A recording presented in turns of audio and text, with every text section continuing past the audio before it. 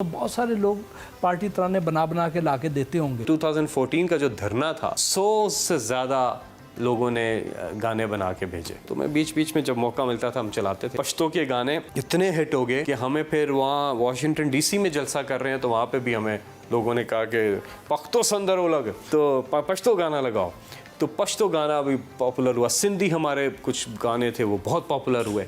खान साहब स्टेज पे बैठे हों और लोग लंबी तकरीरें कर रहे हों कि कान में क्या कहते थे कि तकरीर शॉर्ट करें। बड़ा मुश्किल होता ये था कि मुझे कहते थे तकरीर, मैं कहता था टाइम नहीं है। वो इमरान खान साहब के पास चले जाते थे, वो कहते थे तकरीर, खान साहब कहते थे 2 मिनट से ज़्यादा नहीं करना। मैं खान साहब के पास जाता था, कहते नहीं करवानी, तो उसे कहो 2 मिनट बनना छोड़ दो। मेरी हो जाती थी नाराज़गी। शाह साहब ने भी एक बार बोल दिया कि आज मुझे मत रोकना। और होता क्या था भट्टी साहब, मैं जब इमरान खान साहब को बुला रहा हूँ तो मैंने हर बारी कोई नई चीज़ की तैयारी की होती थी। वो 90% जगहों पे वो मैं नहीं कर सका, जिसका गुस्सा है मुझे, और मैं नहीं कर सका।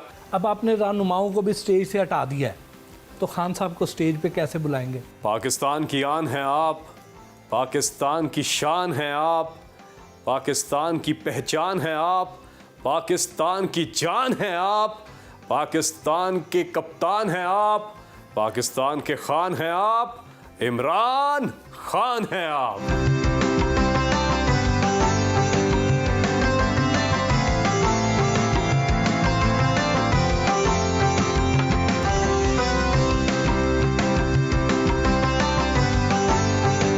पार्लिमानी निज़ाम का हिस्सा होने के बावजूद आप सदारती निज़ाम की हमायत करते हैं। उसकी वजह यह है कि इस पार्लिमानी निज़ाम में बहुत सी ऐसी चीज़ें हुई कॉन्स्टिट्यूंसी पॉलिटिक्स के अंदर, और कि आप कहीं ना कहीं जाकर कहीं ना कहीं आपको कॉम्प्रोमाइज़ करना पड़ता है कई चीज़ों पे।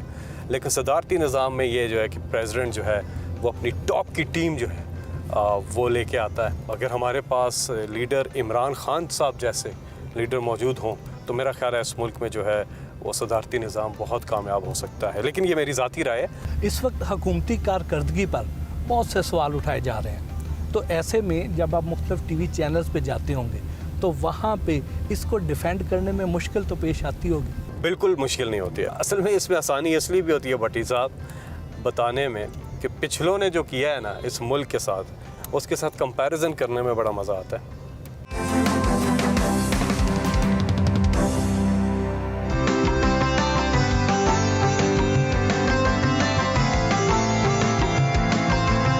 नए मुंतखब शुदा मेंबरान को मुबारकबाद देने के लिए नेशनल प्रेस क्लब इस्लामाबाद गए और सहाफ़ियों के मसाइल भी सुने।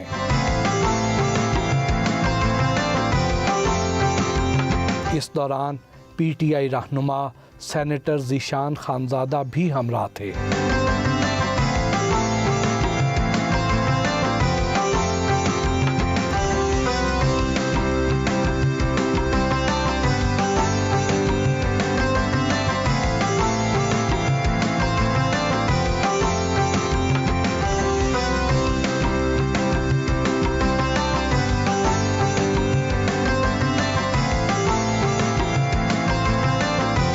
PTI के मुखालफिन ये कहते हैं कि PTI के सारे गुनाह माफ़, लेकिन बुज़दार नामी गुनाह का कफ़ारा किसी तौर मुमकिन नहीं है। मुखालफिन ये कहते हैं कि हमारी करप्शन में हमें NRO दे दें, बाकी सारा कुछ माफ़। और बुज़दार साहब की कारकर्दगी बहुत अच्छी है, प्राइम मिनिस्टर उनसे पूरी तरह से खुश हैं, और जो आम आदमी का ख्याल रखना है, कॉस्मेटिक्स नहीं है उनके अंदर, ग्लश पाश एक हैट पहन के पूरे टोपी ड्रामा, वो इनमें नहीं है। बाकी तो आम आदमी खुद एक गरीब इलाके से आए हैं और समझते हैं, गरीब के मसलों को समझते हैं।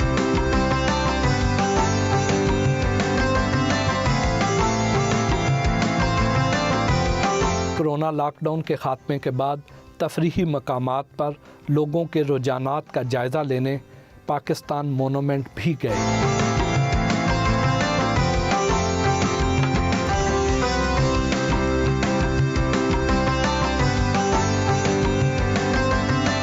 टीवी टॉक शो में आपसे दूसरे वुज़रा की परफॉर्मेंस के बारे में राय ली जाती है, तो ऐसे मिनिस्टर फिर आपसे नाराज़ नहीं होते? नहीं, उनकी कारकर्दगी अच्छी होती है और हम बताते हैं तो उन्हें खुशी होती है कि अच्छा काम कर रहे हैं under the leadership of Imran Khan. उनकी अच्छी कारकर्दगी है तो अच्छी बातें होती हैं। पाकिस्तान मोनूमेंट पर सैर के लिए आने वालों के साथ सेल्फियां भी बनवाईं।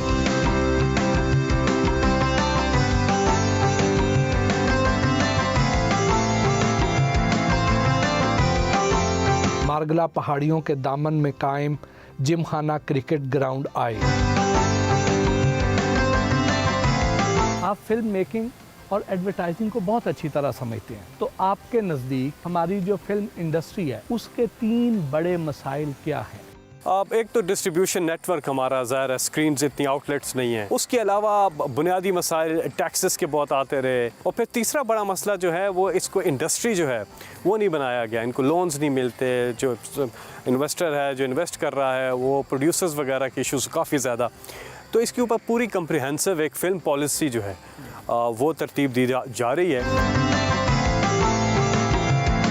ये जो तुर्क ड्रामा सीरियल अर्तुरुल है, इससे जहां हमारी नई नस्ल को दीन के बारे में भी उनको समझ आ रही है, वहीं हमारे जो लोकल एक्टर्स हैं वो इससे कोई खुश नहीं है। ये एक थ्रेट नहीं है, एक अपॉर्चुनिटी है। लोकल आर्टिस्ट ज़्यादातर तो इससे परेशान नहीं है, तो ये अच्छी बात है, क्योंकि बहुत ही कमाल काम किया है नेमत बुज़दाक ने, और TRT का बहुत ही कमाल का काम है। जो फेथ, ईमान जिस तरह से इस ड्रामे में उसको पूरा उन्होंने प्रोडक्शन क्वालिटी देख रहे हैं, एग्जिबिट किया है जिस तरह से, इसकी मिसाल नहीं मिलती। वो ये भी कहते हैं कि अर्तुरुल को जहाँ पे तारीख़ी हीरो के तौर पे पेश किया जा रहा है, जबकि तारीख़ की जो असल किताबें हैं वहाँ इसका जिक्र 4-5 सफ़हात से ज़्यादा नहीं है।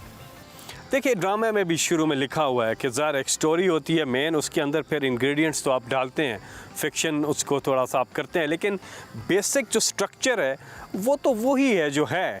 मौजूदा सियासी मंजरनामे का अगर बगौर जायज़ा लिया जाए तो कहीं ना कहीं ऐसे लगता है कि ये जो अर्तुरुल सीरीज़ है इसको हमारी खारजा पॉलिसी में भी एक अहम टूल के तौर पे इस्तेमाल किया जा रहा है। लोगों को कभी एतराज़ नहीं हुआ, जो होना चाहिए था। उस वक्त भी मैंने एक कैंपेन चलाई थी कुछ आर्टिस्ट के साथ मिल के, पीपल्स पार्टी का ज़माना था जब इंडियन फिल्में जो हैं और ड्रामे जो हैं यहाँ पे स्टार प्लस और सारे ड्रामे चल रहे थे। उस वक्त किसी ने नहीं कहा कि जी क्या हो गया। आप जब इस्लामी तारीख़ की चीज़ें चला रहे हैं तो कुछ तबके हैं जो कि उस पर एतराज़ करते हैं। यहाँ अंग्रेज़ी की फ़िल्में चलती रहीं, PTV पे ही चलती रहीं, उस पर किसी ने नहीं एतराज़ किया। हमारे रेडियो पे हिंदुस्तानी गाने बजते रहे, सिनेमाओं में फ़िल्में चलती रहीं, TV पे फ़िल्में चलती रहीं, उस वक्त किसी ने एतराज़ नहीं किया। ये तो हमारी है ही असल, चाहे वो किसी भी इस्लामी मुल्क की हो। इस्लाम की जो तारीख़ है उसका लोगों तक पहुँचाना बहुत ज़रूरी है। तैयब अर्दोगान साहब जब पाकिस्तान आए तो अर्तुरुल पे भी उनसे बात हुई, तो उन्होंने कहा कि मैं पाकिस्तान के हर बच्चे को चाहता हूँ कि वो अर्तुरुल को देखे और देखे कि क्या है। इस सीरीज़ का अभी पहला सीज़न PTV पर चल रहा है, तो उसमें आपका पसंदीदा सीन कौन सा है? अर्तुरुल के वालिद है ना सुलेमान शाह, जब वो जाते हैं ना अलीपो, जो अल अजीज़ और सुलेमान शाह के बीच में जो इंटरेक्शन होता है वो बहुत पावरफुल सीन है, वो मुझे बड़ा पसंद है।